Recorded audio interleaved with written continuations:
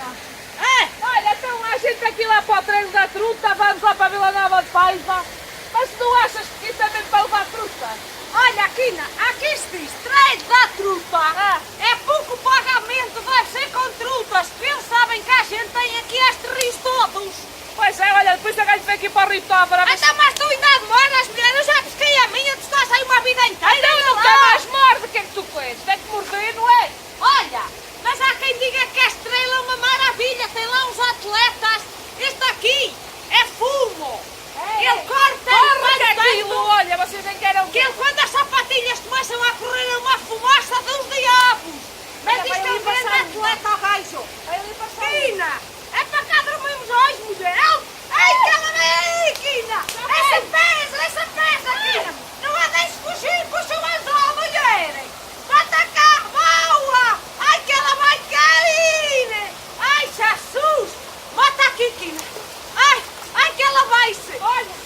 Quina, ias indo. Não, acha? Olha, a gente aí. já está sortidinha. Bota, vamos tirar o anzol, mulher, mas só cá para cima. Espera aí, só por aí, anda lá, mulher. Ai, é que isto pescar dá uma sede que eu nem sei, sabe? Volta aí um bocadinho, Pega lá. volta aí.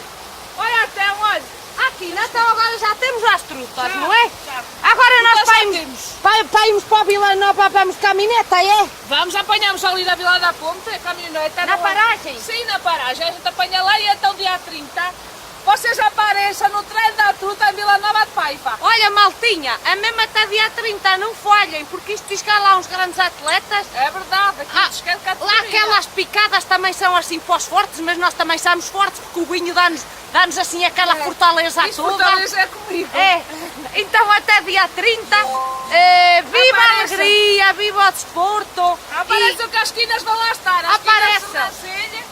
Vamos lá estar, a gente apanha ali a caminhoneta, vai diretamente para a Vila Nova de Paiva.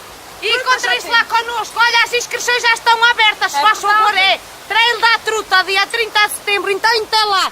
Beijinhos das quinas. Beijinhos e abraços. Já caiu.